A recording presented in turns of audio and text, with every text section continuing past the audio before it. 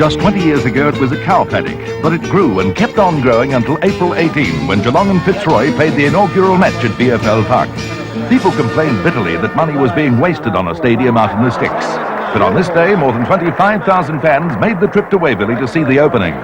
Although Geelong beat Fitzroy by 61 points, the real winner was the vast new complex.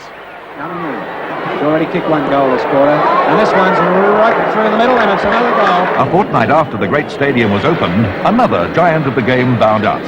Despite the smiles, it was a bitterly sad day for Ted Whitman as he donned that famed number 3 Guernsey for the 321st and last time. For 20 years, he was regarded as the most complete player the game had seen. You do or die effort. It's got to be a determined thing. You've got to show me all the guts and all the determination you've got in your body. You've got to inspire me with this last quarter bit. You've been in front all day and you've got to stay there. Are you going to sit there? His players responded to the call and went on to give Footscray's most beloved son a farewell to remember with a 3-point win over Hawthorn at the Western Oval. The king of the western suburbs, Mr. Football, had abdicated. A new champion was taking centre stage in 1970. He hailed from Perth, and North Melbourne had to sign a $75,000 bond before they gained his services. The Roos had a miserable year, but Barry Cable was the club's best player. One up to the half-forward flank, Brennan comes right out from goal. And tribunals were held at Harrison House in those days, but the guest list had a familiar ring to it. Big Carl got off this time. On the receiving end was Hawthorn's Neil Ferguson. He's got the short pass, it's a lead. It was a lead by one. Geelong's Doug Wade got a nudge in the stomach from Footscray's Ken Greenwood, and 2 weeks for slapping his face. And it's very trying for the players. From the centre bounce, the Citrus who gets the tap down towards Matt. And then it was Big Carl yet again. He got 4 weeks for biffing the hapless Greenwood. Litteridge made a 3rd appearance that year and got 2 weeks for using abusive language.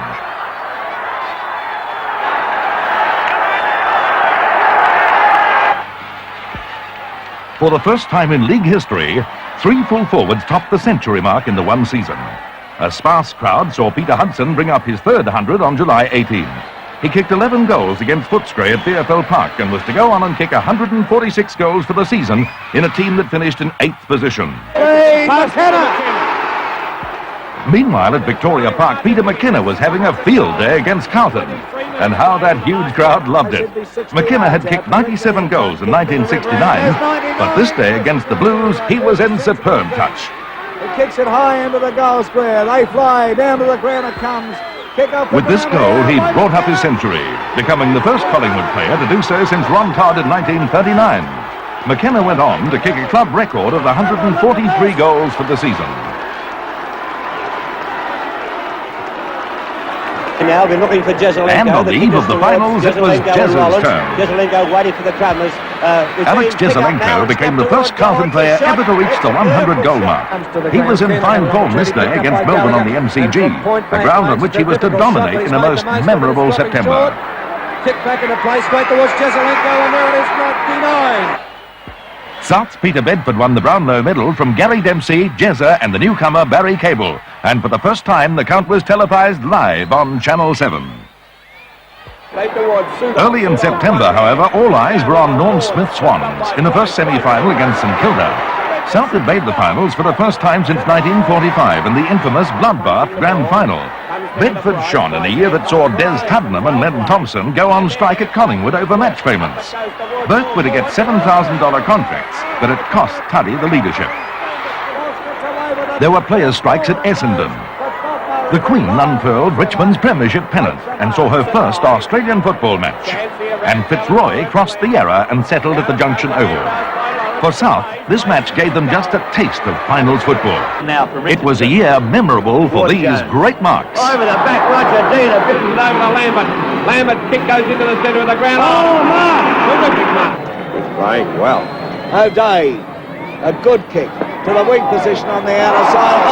Oh, the old cowboy. What a Read the time on. The kick taken by Ronaldson. It's a long one to the edge of the goal square. Up they go. Scarlett. Oh, a beauty with the ball. His kick now going down forward. There. Jezelenko, look at that. Fennell breaks right across that centre wing position up towards Jackson and Lewis. Jackson rode Lewis all the way. How beautiful. He plays on. His kick in towards the half-forward. Beautiful. And Robertson was there to get it. Jesselenko looking for that lead. The kick down. Jesselenko comes in, goes up. Oh, what a mark. The ball taken by Crane of Carlton. Crane drives in towards centre half forward. Jackson. Yes. I didn't think he was going to pad, Mike. He was spot on.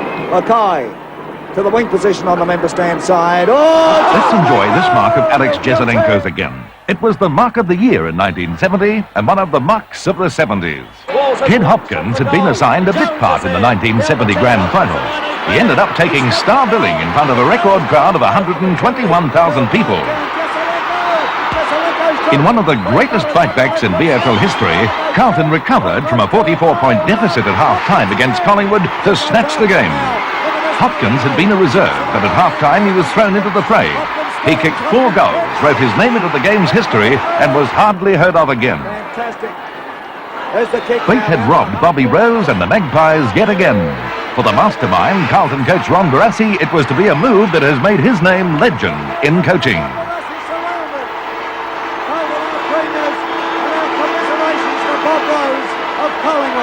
It's happened again to him, and nobody could be sorrier for Bob Rose than the 3 of us up here. A lot of people think that Carlton's revival began with that second half.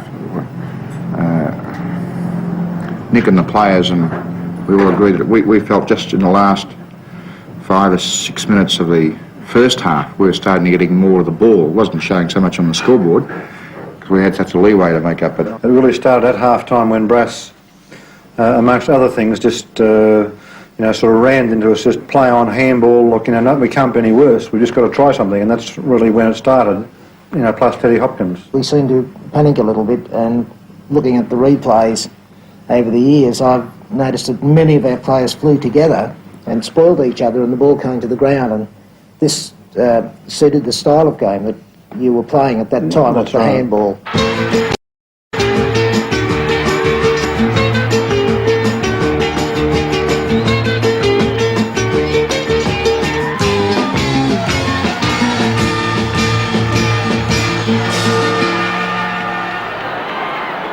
The 1971 season opened sensationally at Arden Street, when reigning premiers Carlton were toppled by the 1970 Wooden Spooners, North Melbourne. But it was slamming Sam's day. North's dynamic forward Sam Kekovich tore Barassi's Blues to shreds. It wasn't the first time these two headstrong men had crossed paths, and as the 70s unfolded, it wasn't to be the last time. To add to Barassi's worries at this time was a wrangle he had with Adrian Gallagher's fiancée, who claimed that Barassi treated his men like little boys. While Kekovich could be brilliant, he was like a stick of dynamite with a short fuse. Just 1 week later, he exploded. After this tangle with St Kilda's Barry Breen, he was suspended for 2 matches.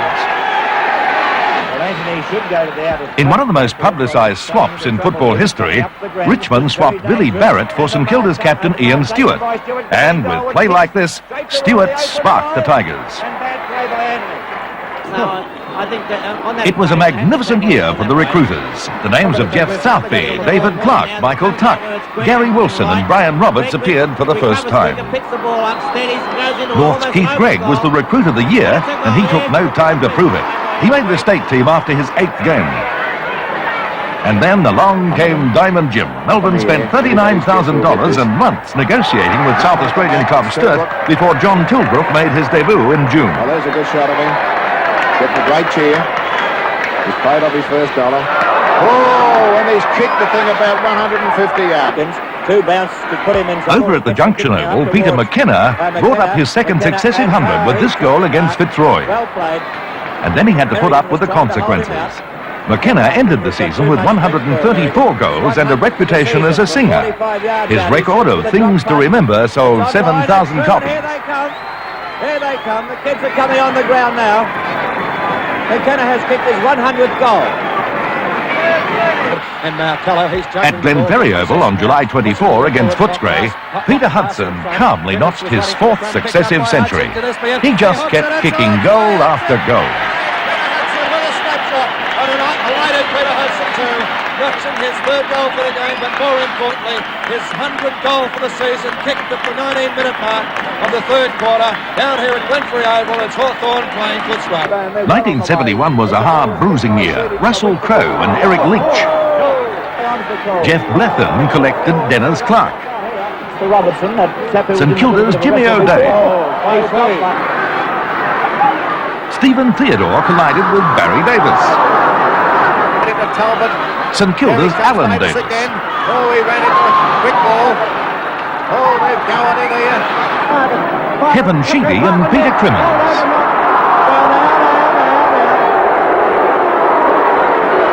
Norm Bussell gave Bruce Sherpig a cuddle. Peter Hudson got the ball and a pat on the back from Jeff Strang. Ray Bitham and Doug Wade tangled. The earth shook when John Nichols went down. Sherpig again, this time as he ran into Ian Collins of Carlton. Richmond's Graham Bond.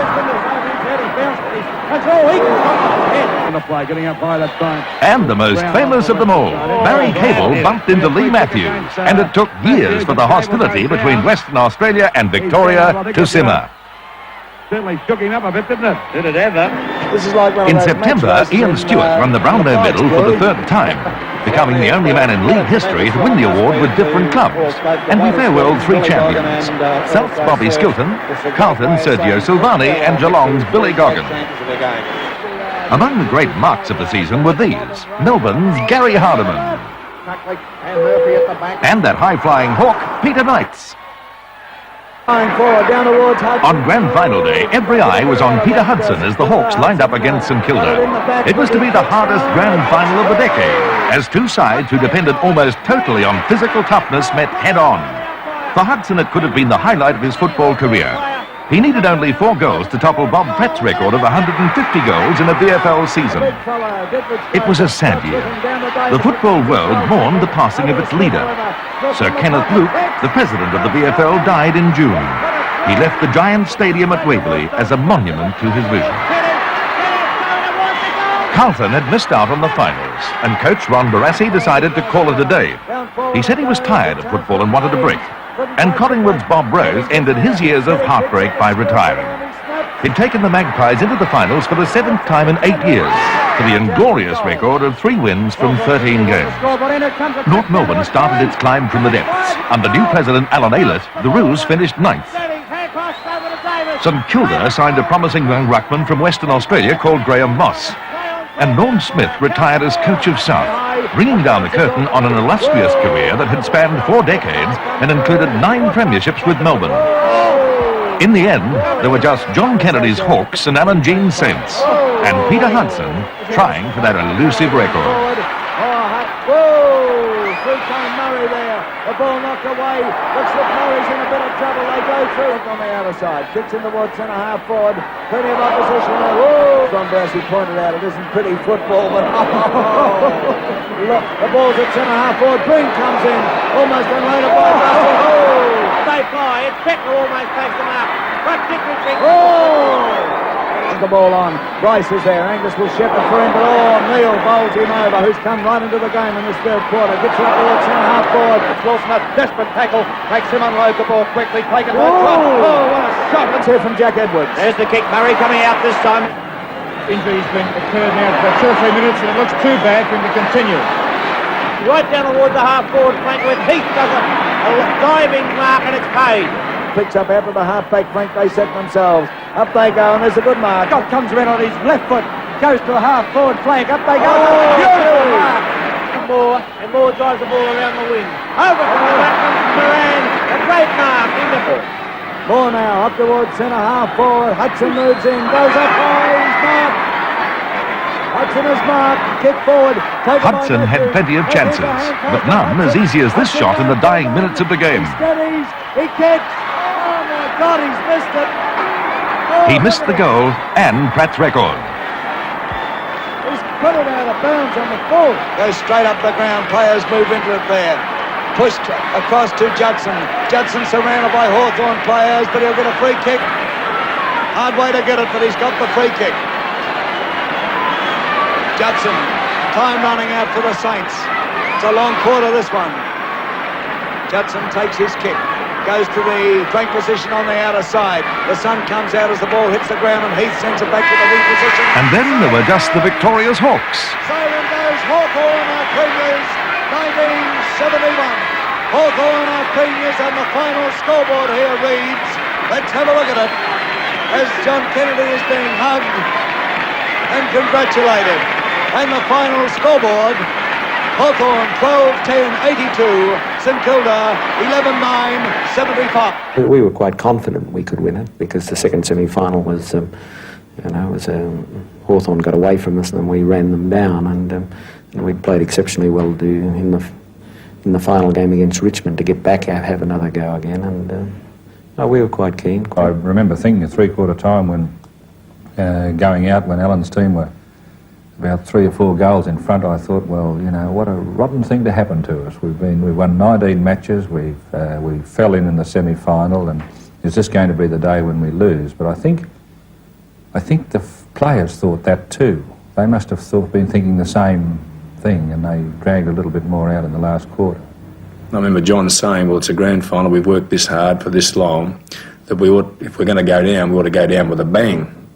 And he was talking in the sense that we might lose the thing. And I remember Scotty, I was captain of the Sky, but Scotty brought the blokes together again, or so they grouped up again, they went away, and he said, what's he talking about losing? He said, we'll win it. And I think Scott set the patterns, as Alan has already mentioned, from the centre bouncers.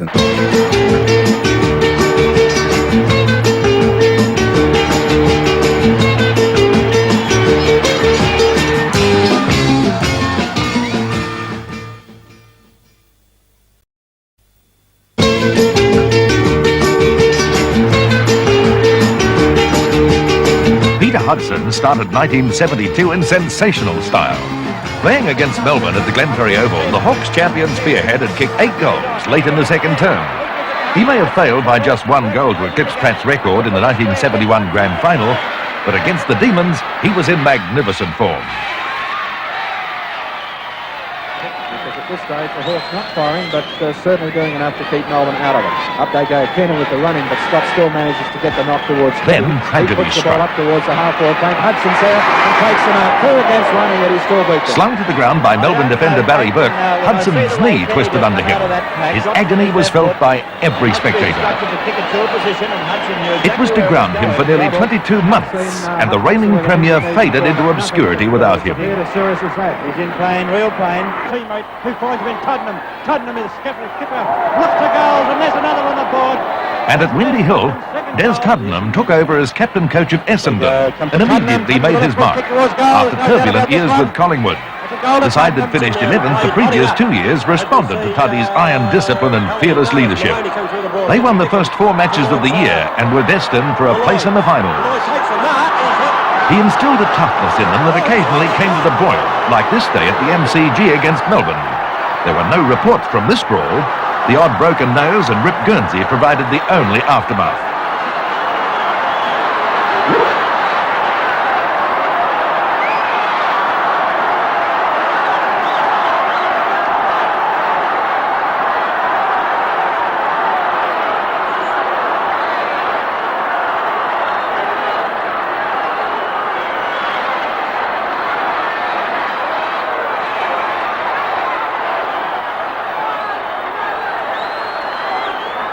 For the VFL Tribunal, it was a hectic year.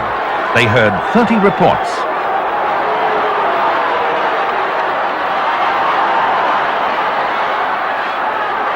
Chips in, takes it away from all of them. Under captain coach John Nichols, Carlton was emerging as the premiership threat.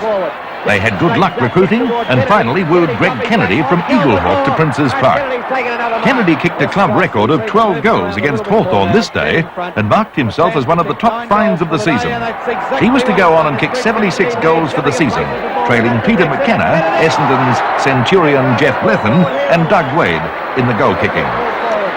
Among other recruits to show out in 72 were John Hendry at Hawthorn, South Norm Goss, Richmond wingman Brian Wood and North forward Arnold Bridis. O'Brien drifting forward, Gizzelenko in 70. Kennedy coming in, playing for 11. With play like this, Len Thompson won the Brownlow Medal at a canter, becoming the first Magpie for 32 years to take football's highest individual honour. Within months, Thompson had gone into retirement after calling for a pay rise. The final series underwent a facelift with the introduction of the Final Five, and for the first time the finals were played at both VFL Park and the MCG. St Kilda won the last 3 games before the finals, including a thriller at Glenferrie Oval to keep Hawthorn out of the five. And then in the elimination final at Waverley, the Saints demolished Essendon by 53 points before a crowd of more than 52,000. Not even the rugged example set by Tuddenham could inspire the Bombers that day. Players coming in a little bit excited, but Tuddenham taking a magnificent mark there, running back at it. Half-time fairly close. As Tuddenham comes in and puts it right through the middle. So now we see Richmond went into the second semi-final against Carlton, having won the previous 4 encounters. The Blues led by 13 points at the beginning of the last term, but as Alex Jesaulenko marked, the siren sounded with scores level. The siren has sounded. It's a draw. Carlton and Richmond have drawn on 8 goals, 13, 61 points. So next week, the kick from Jesaulenko after the siren won't score, and it's a draw. It was the 5th finals tie in VFL history and shocked the experts who had installed Richmond as the hottest premiership favourites in years. For field umpire Ian Coates, the action was only over momentarily. As he walked from the ground, he was attacked from behind by an enraged spectator. I didn't see what happened. It was a nasty scene. The result of the match, umpire Coates, I don't know. From violence to beauty. These were the marks.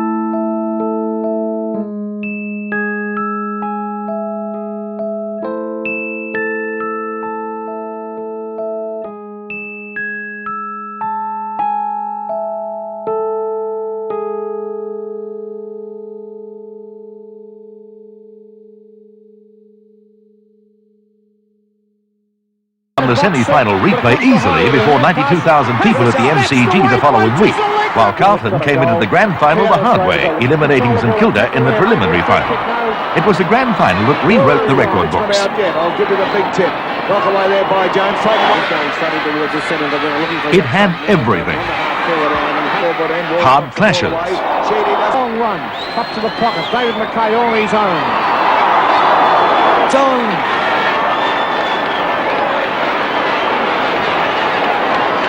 Plays down the other end. Bank on the outer side of the ground. Sheedy and Dool doing battle. Walsh of Richmond pushing the ball in front of him. He's got possession. He's unloaded. Ball to the half-forward flank for Carlton on that outer side. And Hunter one-hander. And look at this. It's right down, but it's all Richmond. Boyle cuts the ball away from his teammate in Clay. Clay gets a big knock. It goes back to Robert Walsh. Walsh has his head on the corner. But it's called play. Goes driving down, looking for John Nichols, and boy, brilliant goals. And the big fella's almost taken. Alex Jesaulenko kicked 7 goals. Captain Coates John Nichols and Robert Walsh 6 apiece. Goes wide to the flank, and he'll find Robert Walsh here. Robert Walsh got the run in on Hunt. Runs around everybody there. Comes in now towards goal. 5 years. Carlton's winning score of 28-9-177 was the highest grand final score ever. Richmond's 22-18-150 would have won the Tigers the flag in any previous season. It was a real freak sort of a game, particularly by Carlton. I didn't think the scores were any real indication of the play because I thought they had played us, you know, by many, many goals. I thought we were struggling all day long, you know, and I know the scoreboard only showed, I think, 27 points at the end of the day, but I think that we were probably, say, even a bit blessed to get within that. You know, we just concentrated mainly on putting our strengths in our forward line, that we had to, you know, just going with one thing. Our defence, we didn't worry as much about our defence, and we just concentrated on trying to kick, you know, a bigger score than Richmond, which probably sounds, you know, an old cliche, but that was the style of play really in those eras. Back towards the centre of the ground goes Jones. For the newly crowned premiers, 1972 had a chilling anticlimax at the Australian Team Championships in Adelaide. There, the Blues met one Malcolm Brown. It was a meeting that left an impression on many of them. To make matters worse, Carlton lost the fight to the bulky West Australian and the championships to North Adelaide. For many Victorians, this telecast from Adelaide gave them their first sight of the outrageous Mr. Brown. Within 2 years, he was throwing his weight around in the VFL.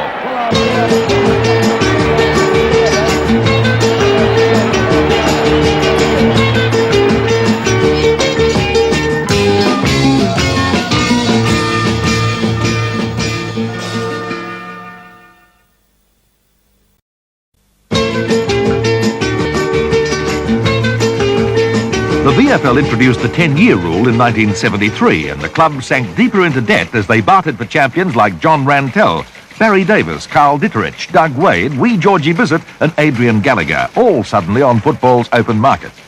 The resurrection of North Melbourne began with the signing of Ron Barassi as coach, and a host of star players like Wade, Davis and John Rantell. Barassi wanted experienced men around him, and found them in former coaches Norm Smith and Bill Stephen.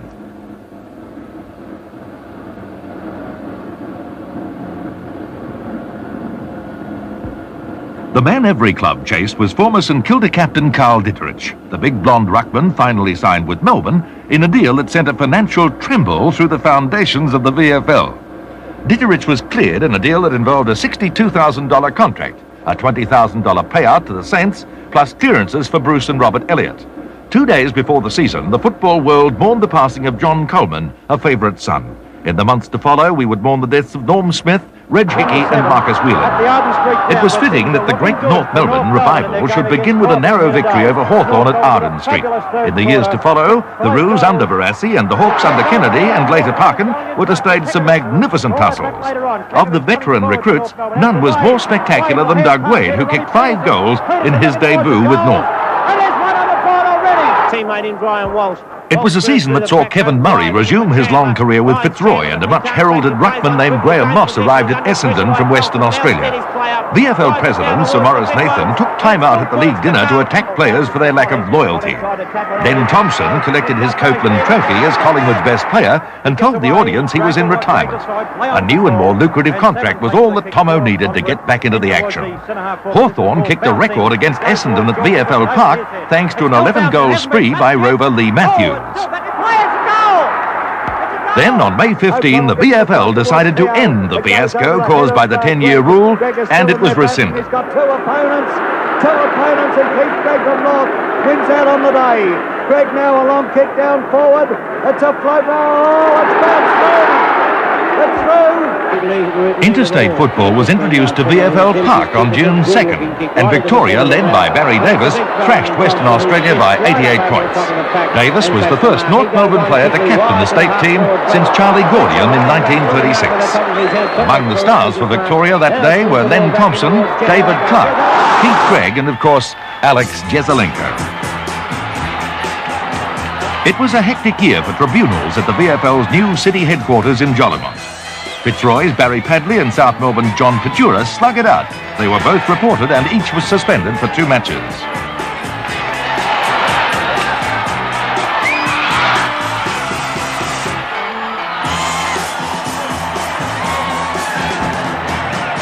Richmond's Wayne Walsh and Essendon's Pat Wellington each paid a 2-week penalty after this dust-up.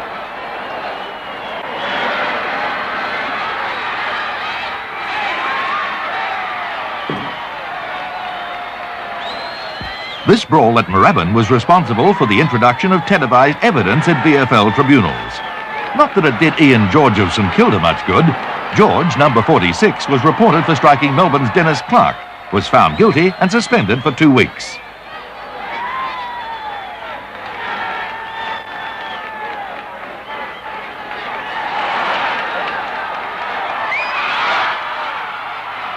Richmond's Francis Burke got a biff from Sam Kekovich, but the North forward was found not guilty.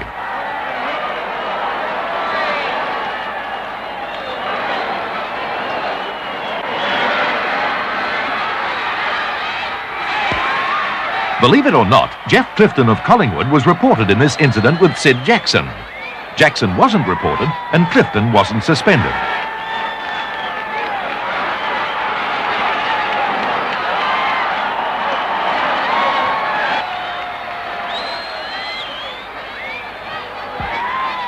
Wayne Richardson was in the firing line and sure enough got cleaned up by Carlton's Vin Waite. Waite was found not guilty of charging, but did get a little of his own medicine back from Ross Dunn.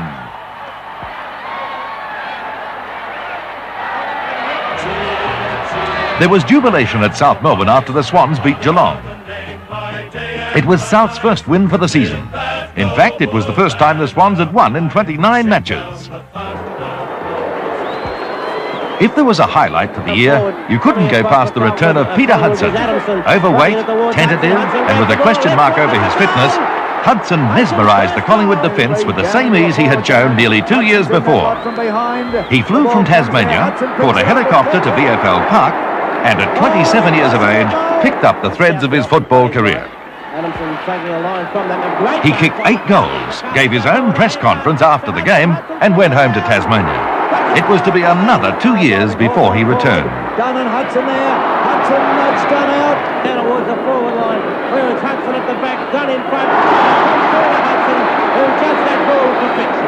Can't read the game in front. Kicking to the Wellington Road end.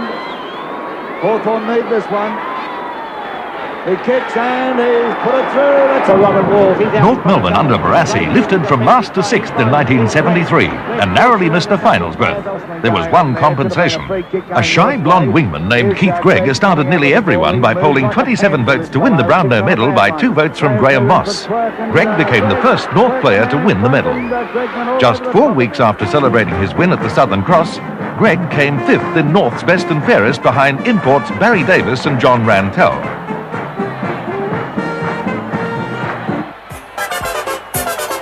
There was the grace of Keith Gregg, and there were marks like these in 1973.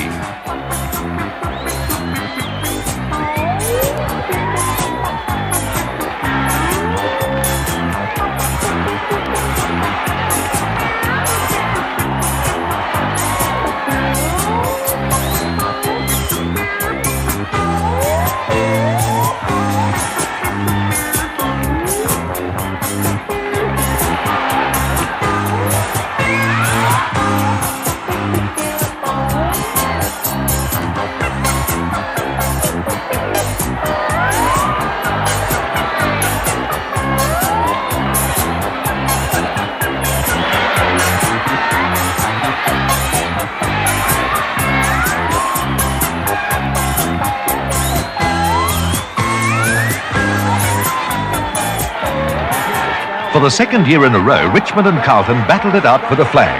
Collingwood had ended the year on top of the ladder, winning 19 of the 22 matches. But when it came to the finals, they lost both matches without uttering a squeak.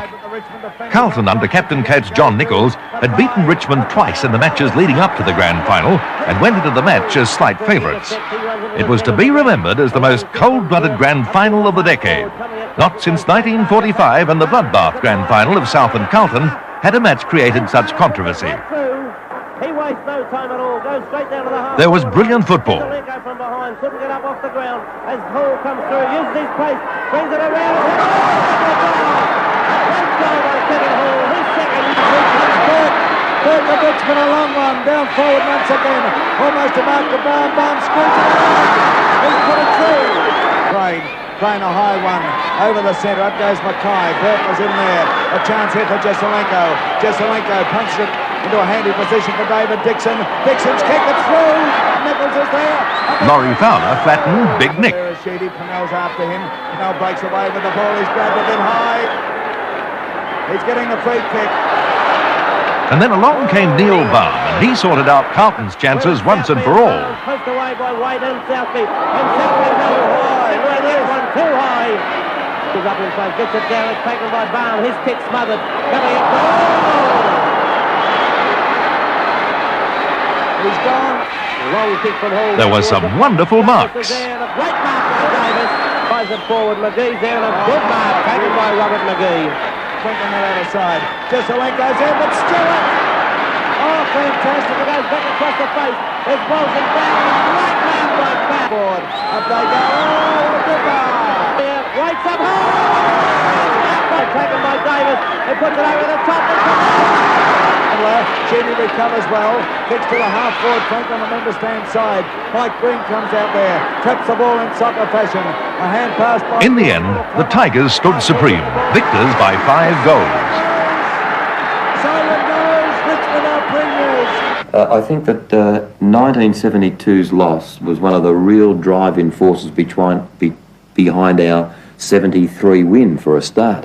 I can remember after the game Paul Sproul saying to me, who incidentally played a fantastic game in 73, said to me, "You had your easiest day of your life today." He said there was no known way our players were going to get beaten today. That's the way he felt after the game. That particular day, Fowler gave me a hard knock in the first quarter early, and whilst I felt I was all right, you know, I know now looking back on it afterwards and after the game that I probably didn't have a good enough liaison between, you know, being the general on the field and my non-playing members off the field, and I didn't realise at the time, and they didn't realise that I'd been probably stunned as much as I was, but I felt that the biggest thing in 73 was the loss of Keogh and Armstrong before I started, and I think as results proved it afterwards that you know, our roving division that year was really horrible on the day.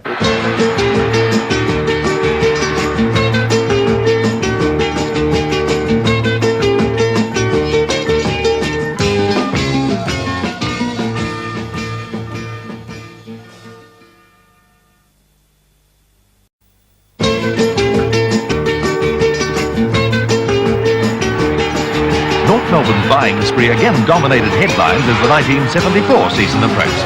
From Woodville in South Australia, they secured a high flyer named Malcolm Blight.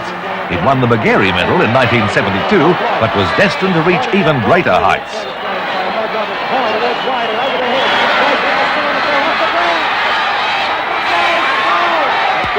And at the top of Ron Barassi's shopping list was the little master, 31-year-old Barry Cable, and Cabes couldn't get here quickly enough.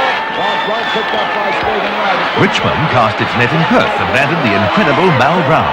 Explosive, outspoken and an inspirational leader, Brown just couldn't wait to take up where he left off with John Nichols and his Blues.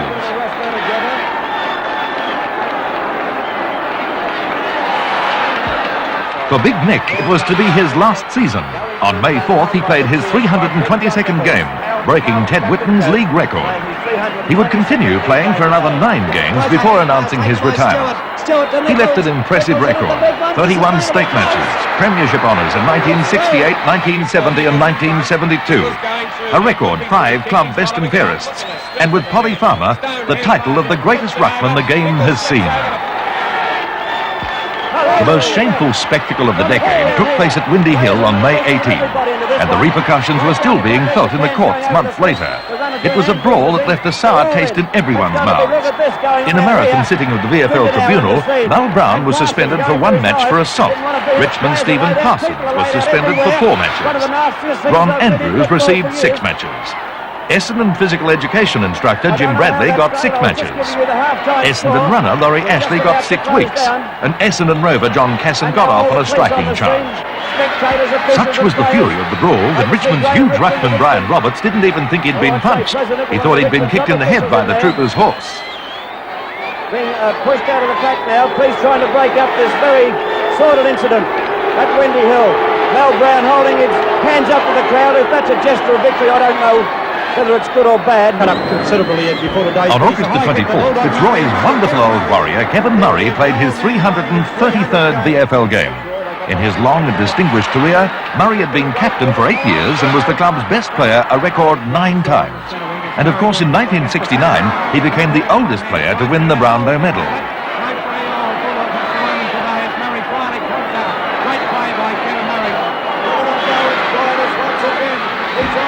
In a season for milestones, it was Doug Wade's turn on August 31 against Hawkins. A safe chest mark. perfect accuracy, and Wade had registered his 1,000th goal. Only Collingwood's Gordon Coventry had kicked more.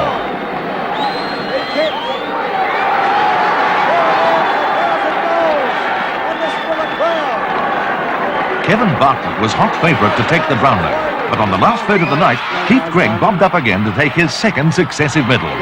The man who wears number 27 for North polled 27 votes both years. It was a year for the veterans, but there were some vintage marks.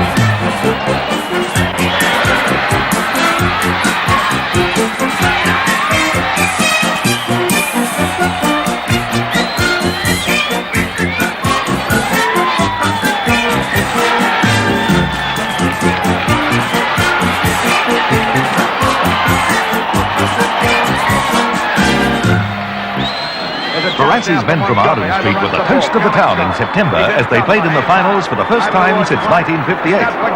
Richmond, under Tom Hafey, was still the most powerful team in the competition, and although North was a sentimental favourite with the crowd on Grand Final day, the Tigers were the team to beat.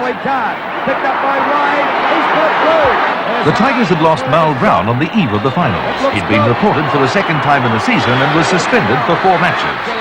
His absence made little difference to Richmond. The Tigers had one of the most complete football sides ever to play and became the first team to win successive flags since Melbourne in 1959-60. Their win crowned a year of nostalgia. We saw John Nichols and Kevin Murray's personal milestones, and then their retirements. Essendon's burly ruckman Don McKenzie retired after 266 games. Carlton's secretary and 1947 Brownlow medalist Bert Deacon died. VFL players banded together and formed their own players' association. Fitzroy coach Graham Donaldson resigned midway through the season, and John Greening made a spectacular comeback to league football against Richmond in June. Hawthorn left Glenferrie Oval and joined Carlton at Princes Park, and Victoria defeated South Australia at the Sydney Cricket Ground.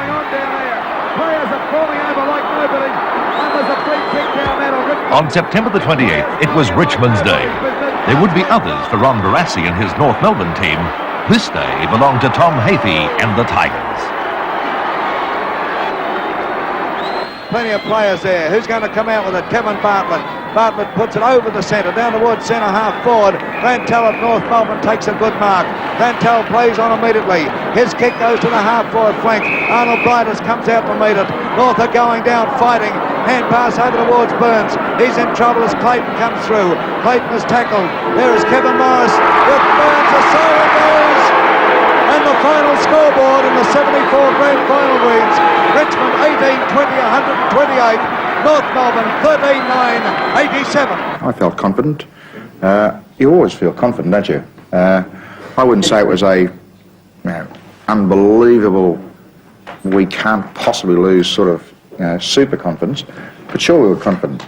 But we recognised that we had to play at our top, things had to go right, we had to try and make them go right and all those sort of things, but you asked the question, yes, we were confident. The club was terribly close, and I do believe that did help. And also, let's face it, North Melbourne at that stage were only on the come on, and they were inexperienced final players, so that probably helped us a little bit as well. If you were going for a 2 in a row again, would you, in the second year, if you could, and do it surreptitiously, organise something that would bring the players together, like like blast the umpires or something like that. Good point. Well, would you? Oh, I think you'd have to. I think it'd probably be, We're not going for 2 in a row, by the way. No, I realise that.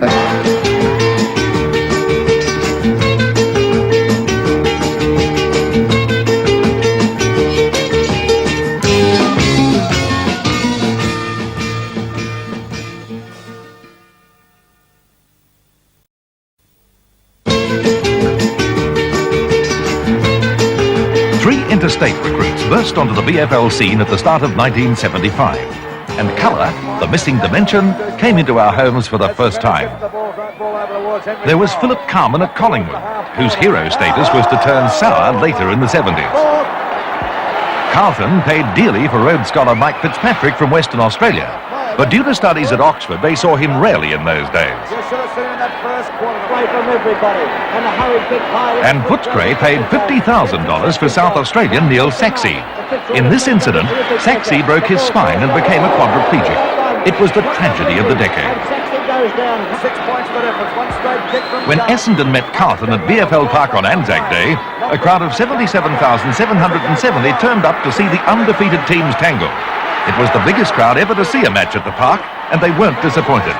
With Des Tubman leading the charge and young Simon Madden, a 17-year-old schoolboy, kicking 6 goals, Essendon won by 17 points in a match remembered for its ferocity. Tap back towards Noonan. Noonan breaks clear, steadies, he kicks. He's put it through. When Essendon and Carlton met the second time round, there were some old scores to settle. Field umpire Ian Robertson had his hands full as he sorted this tangle out. In a marathon sitting of the league tribunal, 8 players faced 11 charges. Carlton's Rod Ashman and Rod Austin got 4 weeks, Philip Pennell 2 weeks, and David Mackay a reprimand. Of the Essendon players, Robin Close and Laurie Maloney got 2 weeks, with Ron Andrews and Neville Fields cleared. In the second encounter for the year, Carlton won the fight and the match by 80 points. The Blues kicked a record 14-1 in the second quarter and still had time to brawl.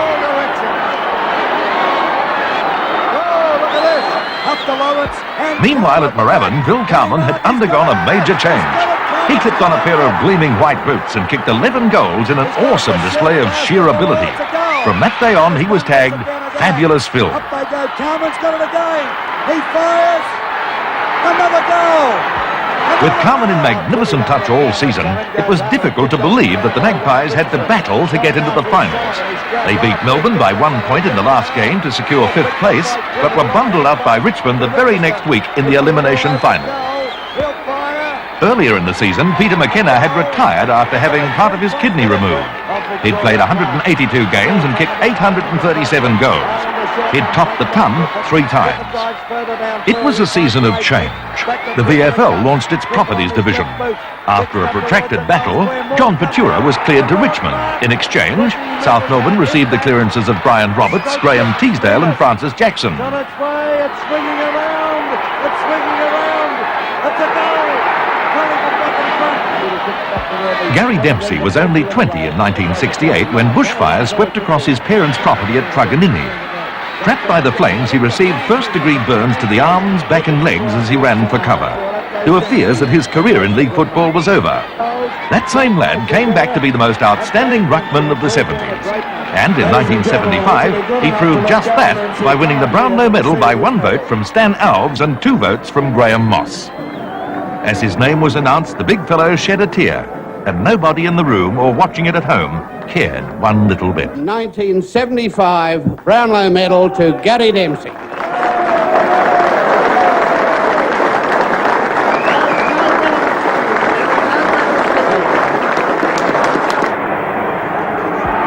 It was a magnificent year for the High Flyers, and these were the marks of 1975.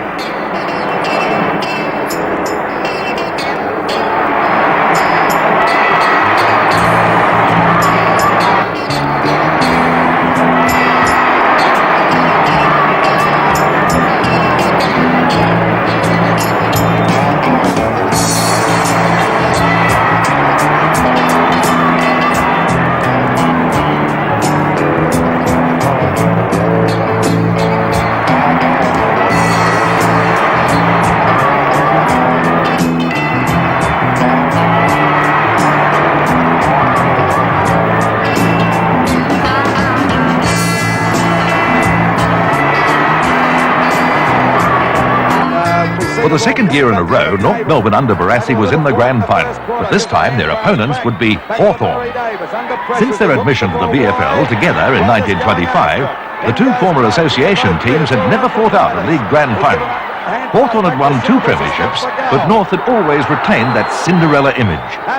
On September 27, at the Melbourne Cricket Ground, before 110,551 avid fans, North Melbourne changed all that.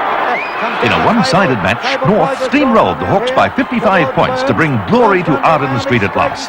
Their win capped a year that saw tragedy and controversy. Neil Saxey was in the Austin Hospital. Hawthorn's little rover Peter Crimmins was operated on to remove a cancerous growth and resumed training as soon as his health improved. Bob Rose retired as coach of Footscray, and Tuddy and Essendon parted company after some torrid public exchanges. On grand final day, however, the only thought was of North Melbourne and its first premiership. For Barry Davis, the man who accepted the premiership cup and held it aloft, it was to be his last game. And Doug Wade bowed out after kicking 1,065 goals in 267 games. There'll be a ball up here. I reckon now it's called play on. And Knights, well played, Peter Knights, comes out with the ball, gets it to the half-forward flank on the member stand side, and a mark is being taken to the goal square. At the back is Wade as a goal. He's got it again. A goal away. Flank taken by Martello. He gets it over to Leon Rice. Rice into the goal square once again. Moncrief went up high, but look at that. Gumbleton will be awarded the mark. He's got him. He's grabbed him. Umpire says players is down. And they're not begging any pardons at the moment as the ball goes back and a mark to Blight. Malcolm Blight is now on the back line. Oh, too high, I'd say. Staying at the back was Cout. He can't get clear. Greig's there backing up well. Look at this fella go now. Greig's ready to send him to attack. He's going to boot the ball long up towards Wade. What's going to happen now? The ball's pushed to the ground. Kikovich trying to get clear. Gets a hand pass. Brenda's missed it. There's Wade going for a goal. Oh! He's kicked the point. Cowton gets it across here to Malcolm Blight. Malcolm Blight gets it down into the forward zone once again. No mark. Chance here for Burns. He's going to be tackled by Welsh. A long hand pass to Arnold Bridus. Bridus steadies. He shoots at the big ones. And there's another one. Here. This is a pretty long quarter. In they come. It's North Melbourne through Chisnell, getting that ball to the half-forward flank on the northern side of the ground. Trotters after it. There's a siren. Siren's gone. The man who took the kudos was once again Ron Barassi. He was a proud man as he ran onto the MCG to share his players' joy. At the MCG in the 1975 Grand Final, the final scoreboard reads North Melbourne 19-8, 122, Hawthorn 9-13, 67. It was magic, it really was. Has it changed? Oh, well, first is something special. Not many people in the modern era can claim that joy. First.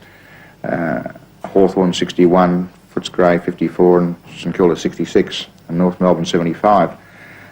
All the other famous clubs had their go a long while ago at the first. But I can remember going back to the social club afterwards, and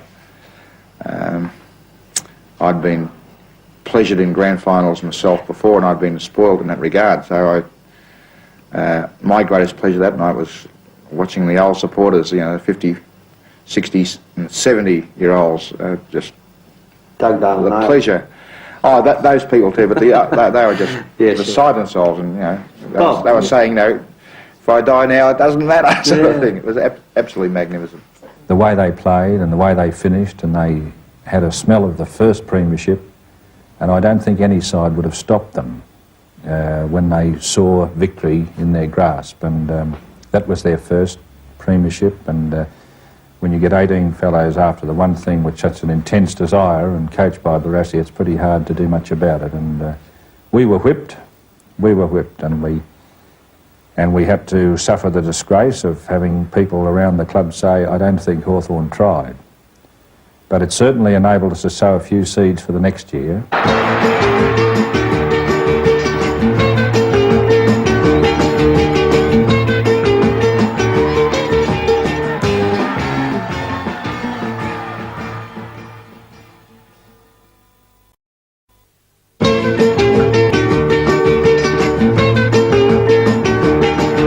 There was no greater admission of the quickening pace of the game than at the beginning of the 1976 season, when the league introduced the two umpire system.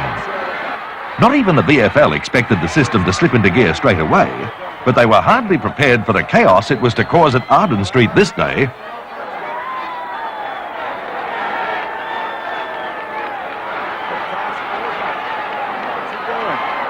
No, it's a free kick up the field, apparently. I don't know what it's for.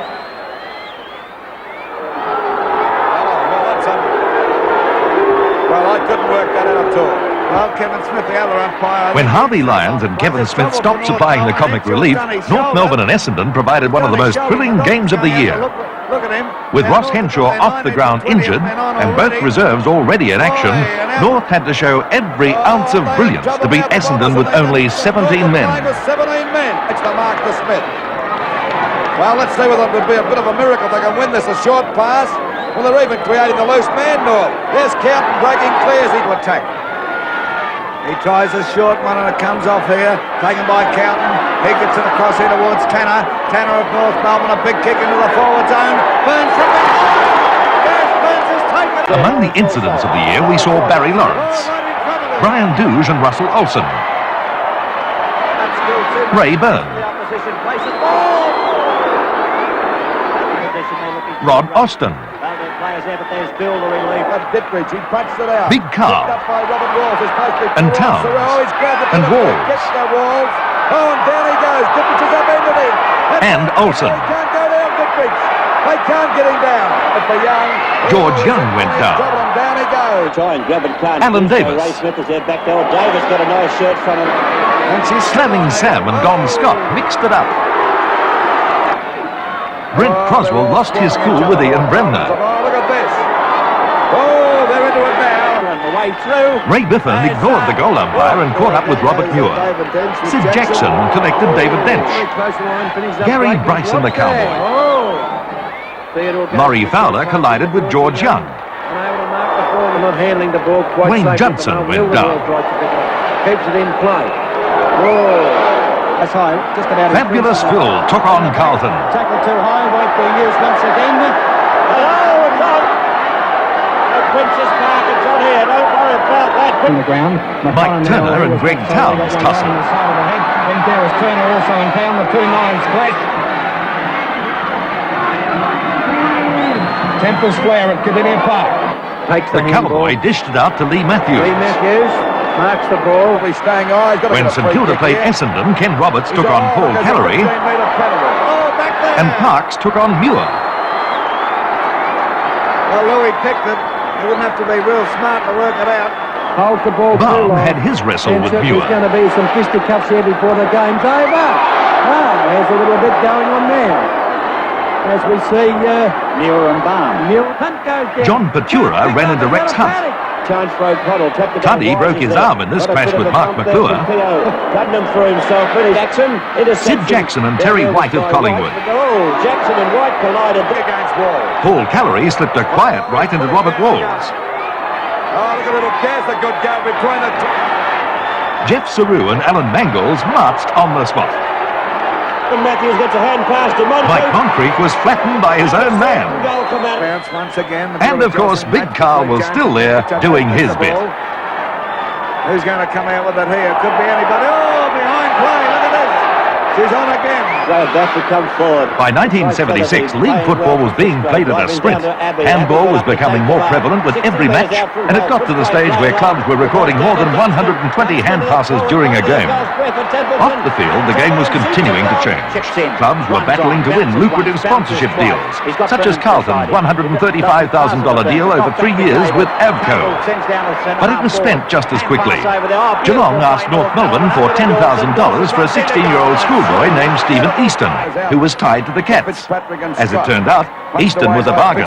He has matured into a fine player with the Roos in the space of 4 years. There were shocks. John Nichols quit as coach of the Blues and was to be replaced on the eve of the season by Ian Thorogood. Royce Hart was dumped as captain of Richmond in favour of Francis Burke. Kick up towards the centre wing. It was too high for McCullough. But nothing stopped the game from accelerating.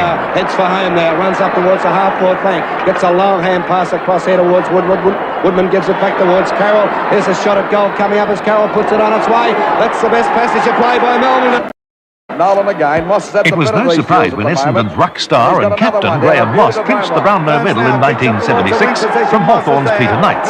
But Moss was to immediately shock Essendon by announcing that he had played his last league game and would be returning to Western Australia.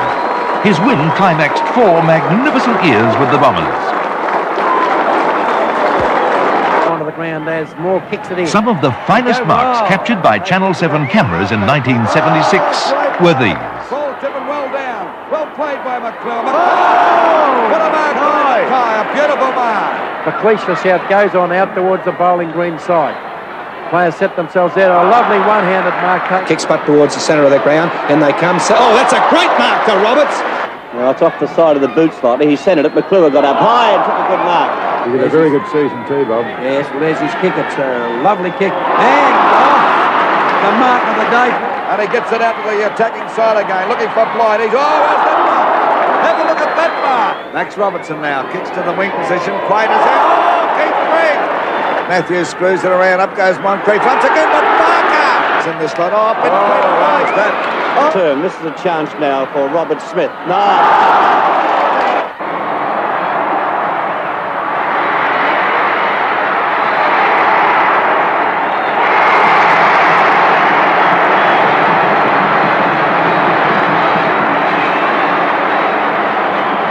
There's a big kick from Baum up to the centre-half forward position. Off. It's not a very good kick. It's dropping short. Players fly. Beautiful mark there to Sarah. Who am I going to play this to? Not the best of kicks from Gregor. It goes to Dempsey. Great mark. St Kilda. Good chance for them towards Elliott. Elliott. Lovely mark by Elliott. Olsen up towards Jesselenko and Dench. Up they go. Dench trying to knock the ball. But out to Jesselenko. A snap for goal. Up towards Fitzpatrick. He's got his hands. Yes! And the mark of the season was this one, taken by Collingwood's Billy Picken.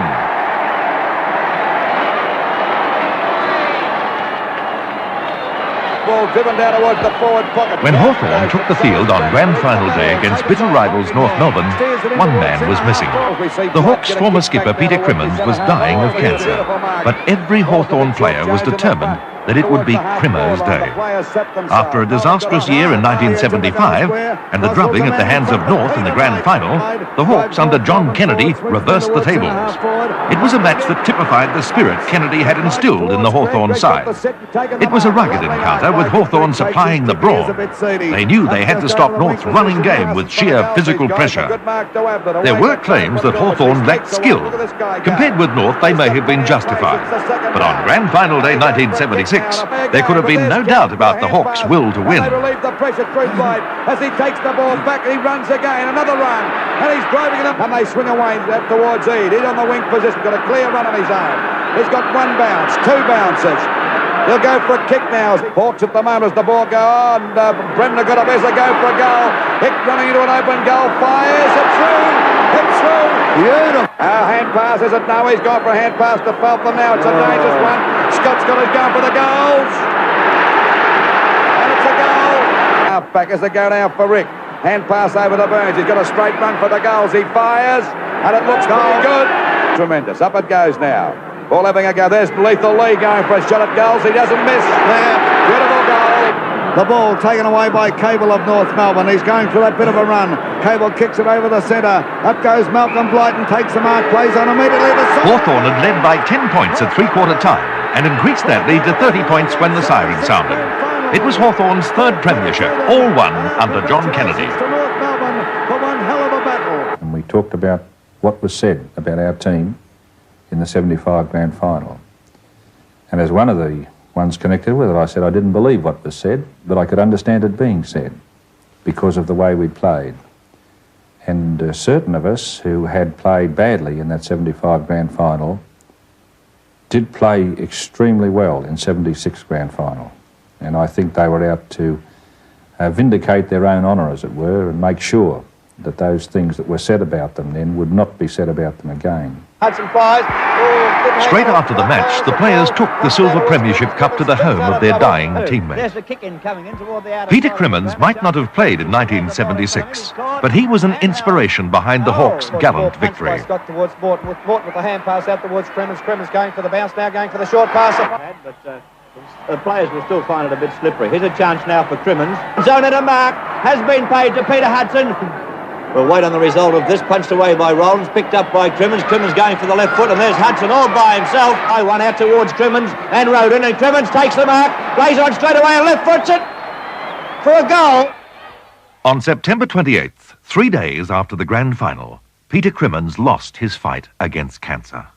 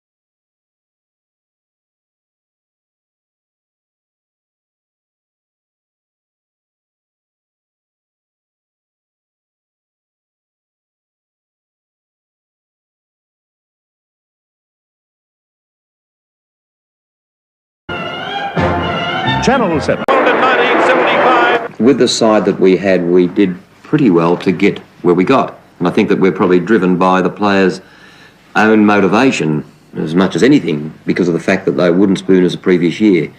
And I did think that we probably needed a lot of things going for us in the...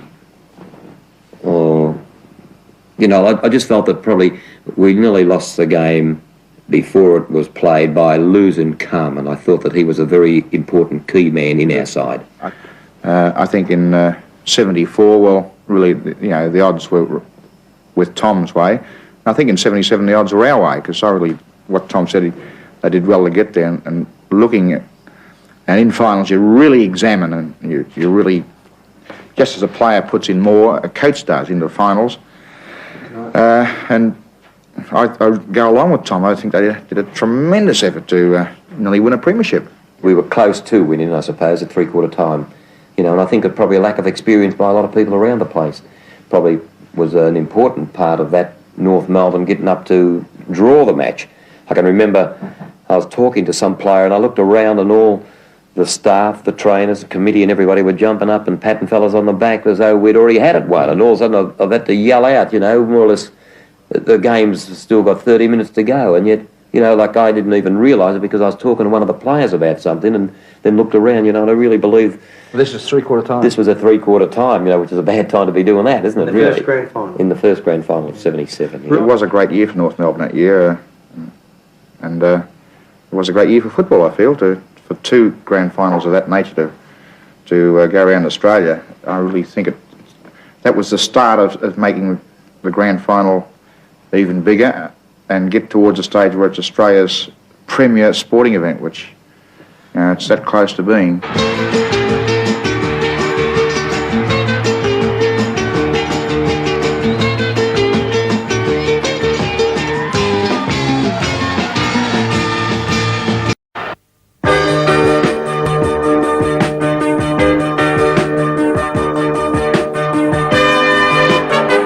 Football continued at a hectic pace in 1978.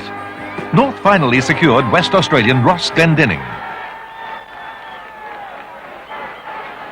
He's picked it up. St Kilda bought Gary Sidebottom. Look at that for strength. How was that for South strength? Melbourne paid $70,000 for former Fitzroy captain John Murphy and received instant value. Scouting the packs and scouting them very well too for South Melbourne. Comes around on his right foot. He can have a shot in here towards the goal. And the Swans cleared disgruntled rover Norm Goss to Hawthorn. Umpire says play on. Goss picks up the ball, has a snap towards the goal. Yes, completely unnecessary. It's been reported. Completely unnecessary. St Kilda had risen from last in 1976 to be in second place after the sixth round. Then they met Essendon at Moorabbin. It was to be one of the ugliest brawls for years. There were allegations and legal threats. 3 players were reported. Only 1 was suspended. Gary Sidebottom was suspended for 4 matches for striking Mervyn Nagel. Carl Ditterich, appearing at the tribunal for the 15th time, was found not guilty of striking Simon Madden with both fists to the face. And Doug Booth was found not guilty of striking Max Crow. When Hawthorn's Peter Knights lined up on Essendon's Paul van der Haar, the sky was the limit. The 2 high flyers staged their own aerial duel while the game went on about them. That high-flying Hawk Knights might have just got the edge on the young bomber this day, but the real winners were sitting in comfort in the stands. Mansfield's kick up to the half-forward line. Van der Haar! Kick out from fullback. Over it goes. Knights in front of a beautiful mark. Knights in front of Van der Haar on this occasion. But he's had quite a few kicks himself. Knights goes up uncontested from Van der Haar. Van der Haar and Pointer-Pack got underneath the ball too much. Oh, Stoneham got up high. Dunstan back. The Saints were to be humiliated like no other team in league history this day. Footscray in 10th place in the league ladder, booted 33 goals, 213 points. The highest score ever recorded against a side that appeared to have thrown in the towel. He has a look for goal number 6. No, he's done it too, don't worry about that. Incredible. 14th mark to Dempsey. Dunstan, tackle too high, breaks it. Lines up for goal number 7. And it is. Temple again in the frame. Got it! Well, they're giving him everything. Let's face it. 15 marks would have to be his greatest performance ever. Certainly with Footscray. He's only missed with one scoring shot. With one shot, rather, one kick. Templeton. Through. Oh, it's partly smothered. Here's trouble low. Templeton, 14th. He's done it. On the rampage again. Templeton can get the fly from the When back. Kelvin Templeton marked, the ground was invaded by spectators who thought incorrectly that the final siren had sounded. Greatest full forward to happen to league football since Doug Even White. coach Don McKenzie was out there as Templeton lined up for his 15th goal. You know, he missed half of last season through injury. That's right. Sustained in the interstate game. And there's the coach, Don McKenzie. He's on the ground now. I'm just wondering, Jeff, you know, can he be on the ground? As far as I know, the siren hasn't gone. It hasn't gone yet. And he's kicked it. That's his 15th. They'll have to stop this the game until they get the fire. There were dramatic moments in 1978, but even the most serious of them had a lighter side. By Ray Card, and Card drives the ball out wide, looking for Turner, punched away by Greg, who follows on. Oh! Heavily met. There's Greg. Heavily met by Card. And it would be certainly a great thing for Jezza that's been appointed captain and coach of the side this week.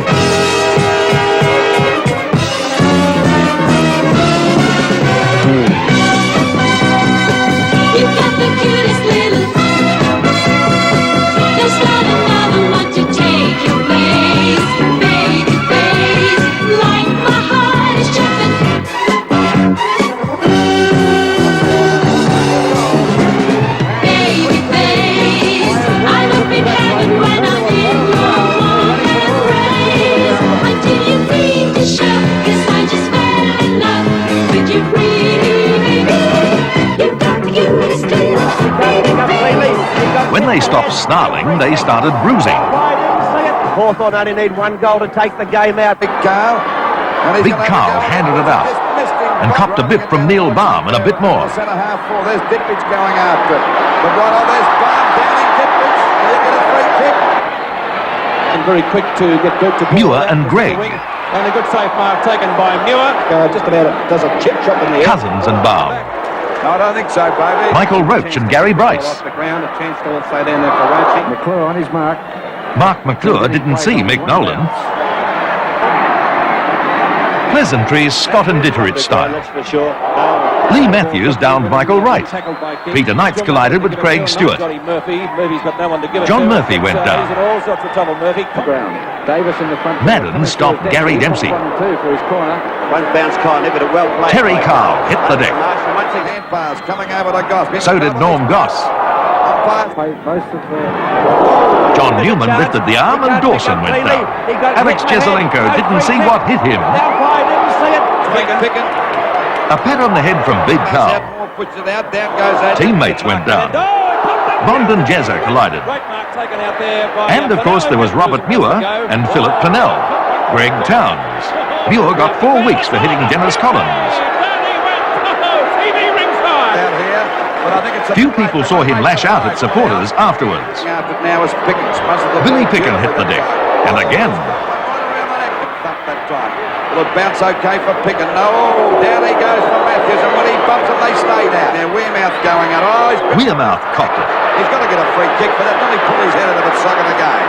All trying to get away from Scott, but he's... And Rayburn too. He got somebody anyway. Fabulous Phil took on Carlton and escaped without penalty. I don't know whether it's Carlton or Beaver. Doyle could have been Doyle doing. But it could be another bloke coming in now. This fellow here, look at this. Well, the umpire did take Carmen's number. It's still on again here now. They're still having a go. For a short pass, it's not a good one, but... Rene Kink and David Mackay. Rene Kink, a free kick to Carlton. But he backs up well, he gets it clear, but it's a hurried kick down there. It's a free Carmen and Catoggio. There's the play on Picken and McClure. Beautifully to Collins. Collins went down. Oh, he's got one in the face. They got a free kick. Well, certainly scoots around. Percy Jones stuck his arm out and Max Richardson ran into it. Melrose gathers the ball in the centre. Lethal Lee and Graham Melrose. Moncrief picks up. Hawthorne's Mike Moncrief. Crackers Keenan got 2 weeks for belting Don Scott and missed out on the grand final. It appears that way. Don Scott. Kick, but not paid by the umpire. Carlton's half it now as Sutton. Carmen again with Carlton. Darryl Sutton. Between Blight and... Oborn and Brights. There's a bit of dust up there. Look at all going in flat out here. Look at Burns. They're all into it. Could be dangerous. Ronnie Weirman bumped into Steve McCann. And then Keith Gregg. And the crunch of the 1978 finals, Doug Smith and Kevin Worthington as they collided. The Magpies are really going in hard. He hasn't moved. With play like this, Malcolm Blight won North Melbourne's 3rd Brownlow medal in 6 years. He became the first South Australian ever to win Victorian football's highest honour. Whether it was in the air or on the ground, or shooting for goal from seemingly impossible positions, Blight was sheer magic. It was an embarrassing win. In the days leading up to the count, it was whispered that Blight had won from Peter Knights and the red-hot favourite Gary Wilson. It was a rumour that turned out to be spot on, but who cared? Brownlow medals are only won by champions. As it goes across the face and goes through. Right, a hand pass back to Blight. Let's see what he can do with his left foot again from exactly the same position. He tries to kick it through. What's he done? Nicky, hands! Wow!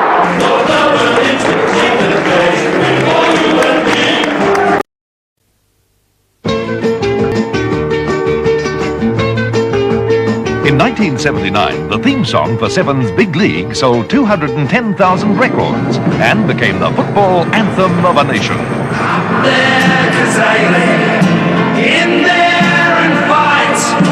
Out there and Adam, show 'em your might. Up there, Kazali, don't let 'em in. Fly like an angel, you're out there to win. You're out there to win. Up there and Adam, don't let 'em in. Up there, Kazali, show 'em your eye. Fight like the devil, the crowd's on your side. The crowd's on your side. A truly national night football competition began in March at VFL Park, introducing Western Australia, New South Wales and Canberra. It meant tribunals at night, and Graham Teasdale was first up. He got off. If you want to tell your players at half time that the umpire's going Mal to do Lamouth came back to town. This time he was fighting umpires instead of players. Well, how ridiculous They is were that? Victorians, If that is the and that rule, was all that mattered to surely him. the umpire should have enough common sense to be able to say, well, look, this is what I'm going to do. But to run around running, I'm not allowed to talk to you. It's like a little kid that lost his football and was sent home, took it home. Well, we might see you up here on Monday night. You won't be seeing me. I'm going home now. They can please them bloody selves what they do. We'll have a radio link-up or something. They can suit themselves. When Hawthorn played Claremont, VFL Park sprang a leak. It was no oasis for the Sandgropers. Their winning streak was cool, and they lost by a kick. Somebody's, on the Victorian side for sure. We see Peter Moore And still at VFL Park, Collingwood's Peter Moore was forced to make running adjustments to the crowd's delight. An angry elephant ran amok at Arden Street, proving you hadn't seen anything at a football match until you'd been to North Melbourne. And the busiest mouth in league football just couldn't resist having his say. There was a little bit of an altercation. Bounces right, he's got a chance to snap. Sunday football finally came to Melbourne and was televised live by 7. In this Commodore Cup match, an aging star found the goalpost easier to kick than the ball. Golly, Percy had the chance to get back in the side and you mulled it, mate. Richmond captain Kevin Bartlett had to travel all the way to Sydney to play his 311th game and break Jack Dyer's long-standing club record. It was one of 2 league games played in Sydney and televised live to huge audiences in Melbourne by 7. Fitzroy's rise as a power was the success story of the year. At VFL Park, they massacred Melbourne, kicking a VFL record of 36-22, 238 to Melbourne's 6-12-48. It was the biggest score and most mammoth win ever. Towards the full forward zone. When North Melbourne met Carlton in May, neither side had been beaten. In one of the finest football matches for years, North snatched the game with the last kick of the match. He runs in and puts in front. Look at Perth. It comes to Fitzpatrick and Carlton going to attack again. McClure's got it. He's only about, 20 metres out from goal, directly in front. And look at those elated Carlton players. Look at Jonesy. It'll be enough, I reckon, to win the game. The kick, it's swinging over the market. It's a mark to Glendenning. Boyce found Glendenning, and the Roos' undefeated run continued for exactly 1 week. Fitzroy cleaned them up at Arden Street. Can he put it through? He fires. I think he has. Goes for a pass up That loss hurt Alex Jesselinko's pride. The Carlton captain was to get more severe jobs. This time, it's Collingwood's Stan Magro. Magro got him a beauty. I'm sure it was accidental, but it was a very, very solid hip and shoulder bump. Boots it over the centre half forward position. No full forward topped the ton in 1979, but the season unearthed 2 potential champions. Michael Roach at Richmond kicked 90 goals and stamped himself as one of the most thrilling finds of the 70s. By Williams, showing plenty of strength. Boots it well over the half-forward line. Roach at the back position. Can he mark? He's got it. Great. He's only had 3 kicks, Roach, but he's got 3 goals. Now he's got 4. That's another one. Oh, Michael Roach, very happy about that. Looking for Terry Danaher, has been a kick 5-goal lead. Beautiful mark, Terry Danaher. Plays on. Terry Danaher showed how South Melbourne had erred in clearing him by dominating the Essendon forward line until a broken jaw put him out of action. Centre half back. Going in after this Terry Danaher. He turns on the left foot. Steadies up on the right. Bang, straight towards the goals, and I think he's put it through. It was one of the highest scoring years in league history. Carlton topped the century mark a record 21 times. These were the goals of the season. He gets a hand pass working to Jennings. Jennings in trouble also, but breaks away with pace. Jennings 15, 20 metres out from goal. Jennings runs into the open goal. Another Fitzroy goal. Towards the goal square. Up high was Moncrief. It knocks it down. He'll kick it over the shoulder. And Moncrief, having a field day, has brought up his 6th goal. The wing. Robbie Flower up high. Hooks it down. Goes on again. Knocks it back over the top. Magnificent football by Flower. It's Robbie Flower in full flight. It's glorious. Football at its best. A hand pass, looking for Matthews. Sutton hot on his hammer. Lee Matthews looking for someone to give it to. There's no one there. Matthews will have to go around himself. He goes around 3 players. Lines up the goal. Beautiful play. Yeah, full forward zone. It's tapped across towards Quinlan and McMahon. Quinlan seems to have recovered from that knock that he got earlier. Has a shot at the goals from the boundary line. Look at that. A little bit high from Rains that time. A little bit of weight being used in the match now. Here's Harms firing at goals from 30 metres out. That answers everything. 4 points. He recovers it pretty well. Back it goes to Fitzpatrick, a left foot snap for goal. It's going pretty close. And it's coming around beautiful. What a beautiful goal. Manasseh leads in the race for the ball. Manasseh out wide on the half-forward flank. Able to break a brilliant piece of football by Manasseh. He straightens up. It could even be a goal if it makes the distance. So I think it's just been touched by Francis Burt. No! For a big fellow came flying Jones. The ball forced forward again for South Melbourne. Out of bounds. I feel now it's a goal. It was a decade for the mighty leap and the majestic mark. And these were the outstanding marks of 1979. Kicking up toward the full forward zone. Edwards trying to force his way through. Roach! Moving down there out towards Wells. Oh, beautiful. Vision looks down there for Banks. Up high. Jules! Getting better luck next time. Great mark from Magro. Right up towards the half-forward flank. Oh, getting up Tens of thousands of dollars in media awards were shared by 2 men in 1979. And on September 24th, both Gary Wilson and Gary Dempsey sat in expectation at the Southern Cross as the Brownlow medal votes were counted. Peter Moore, the winner of the 1979 Brownlow medal. Tonight is the greatest thrill I've ever had in my football life and my life, anyway. But the name of the game in football is to win premierships, and unfortunately we didn't do it in '77, and Collingwood and the Collingwood supporters have been waiting for 21 or 22 years for a premiership, and to me, although this is wonderful and I'm really honoured to receive it, I think that I'll just be forgetting about it and get out on Saturday and try and get best on the ground on Saturday.